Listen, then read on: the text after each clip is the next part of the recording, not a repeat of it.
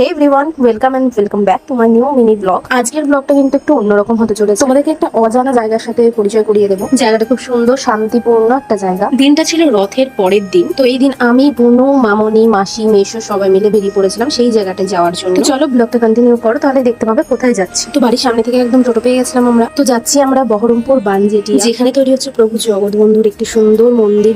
হয়তো অনেকে জানো, আবার না জানতেও পারো। যারা জানো না তাদের উদ্দেশ্যে এই ভিডিওটা পুরোপুরি। রথের দিন এই রথ কিন্তু বানজেটিয়া সময় কাশিম বাজার গোটাটায় পরিক্রমা হয়েছে। সব থেকে সুন্দর ব্যাপার হচ্ছে এটা মহিলা ভক্তগণ দ্বারা পরিচালিত। এই দিন যখন আমরা গেছিলাম তখন প্রভুকে 56 ভোগ কিন্তু নিবেদন করা হয়েছিল।